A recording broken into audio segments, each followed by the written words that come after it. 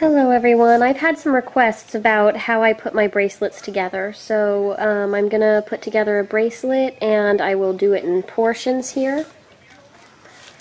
But basically what I start out with is I start out by placing the charms, the food charms out in the order I want them on the bracelet. Then I bring out a tape measure and I measure some chain. So I stretch out the chain and I measure it. And once I have about 8 inches, I grab my pliers. And let me mark this one. Here, I'll grab onto 8 inches. Now 8 inches is typically what people order from me. And I could always add a few links or take some away.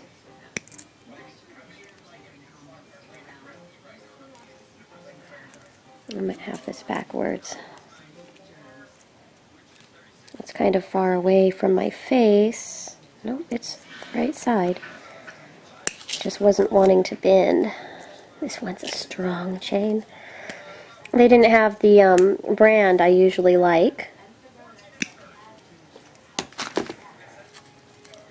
So, from here, I put on a clasp.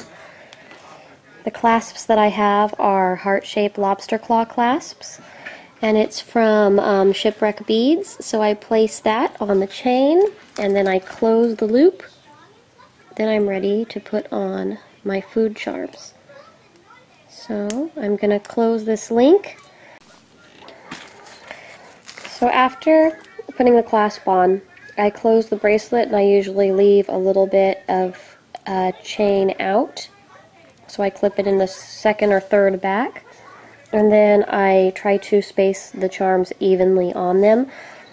The easiest way to do this is I come in a certain amount. I'm coming in 3 chains in and sliding my charm on. And then I'll grab from the other end and count 3 chains back from where I clasp it. So 1, 2, 3, and then slide it in. Let me catch that. And then I will unclasp it again. And I have 4 left. If you want to be really exact, you can count. But otherwise, you could kind of estimate if they're good spots just by placing them out. Get them somewhat even. And then you could even count them after you have them on if you think they have them evenly spaced, just to see how many are between each, how many chains are between each charm.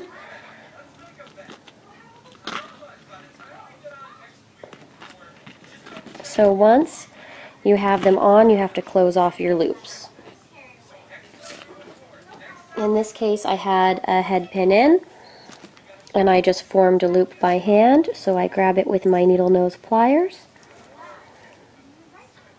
and I close off the loop, cut it with the wire cutters. Okay, so I'm going to do that with all of them in just a moment. I wanted to show you what I do though with the stones. I usually store them in the plastic bins. These are crystal glass and glass pearls in most cases. And here I set up 2 different options for the mint. There's the bracelet charms.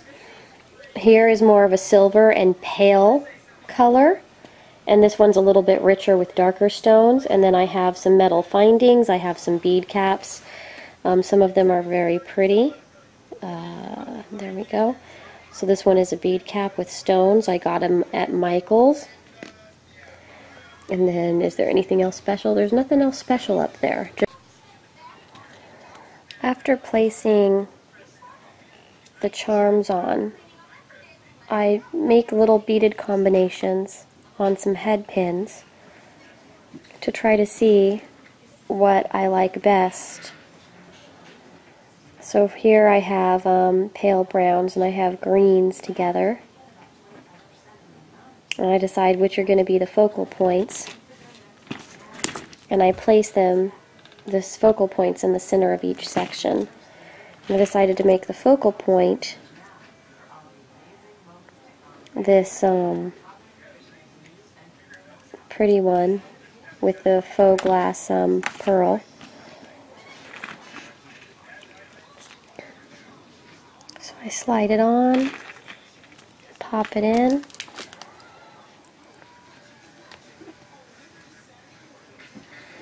I'll take you down, out, bam.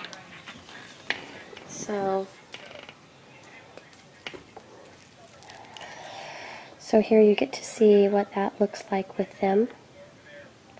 And then I'll put a smaller secondary set between each charm and the focal bead. So I'm going to put the main focal bead between each one now and come back with a secondary focal bead to show you what they look like after I attach those ones.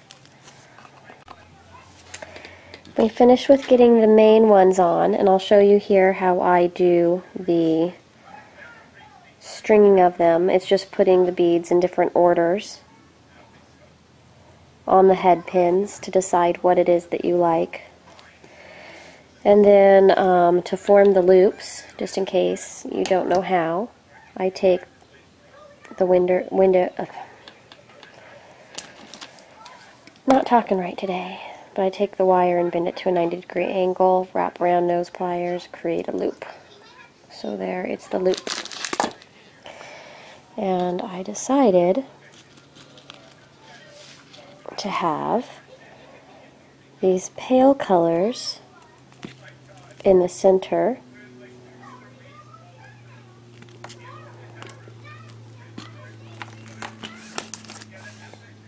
Looks like I missed a loop.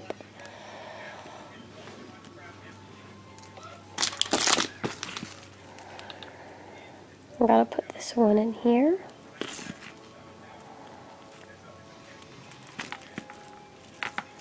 And then I'm putting the darker one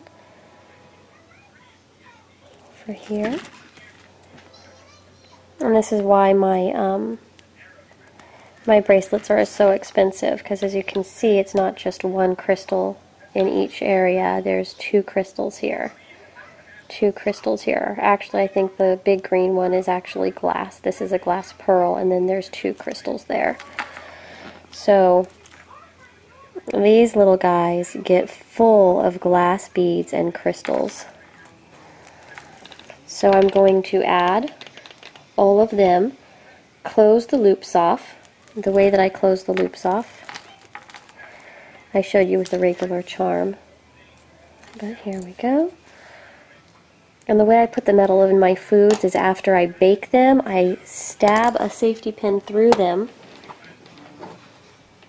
let it sit for a few minutes, remove my safety pin, and put a head pin in. So there we go. So I'm going to do that to all the rest of them, and then I will show you the finished charm bracelet, guys. So I am finished. So here we have our truffles, and we have lots of sparkles. And actually, if for some reason you feel that 3 sets of crystals in each section wasn't enough, you could even choose another color you may want to bring in.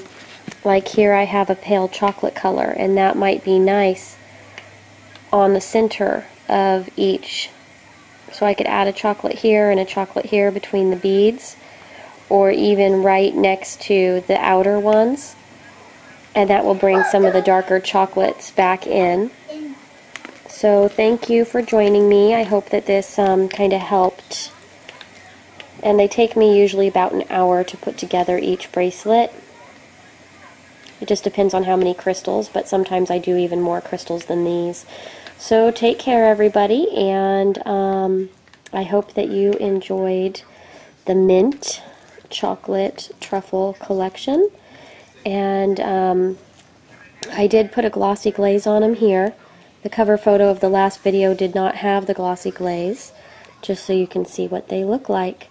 But when I do the bracelets, I just go ahead and bring out a lot of different crystal colors that I think would look nice and complement the colors of the charms. Thank you all. Take care.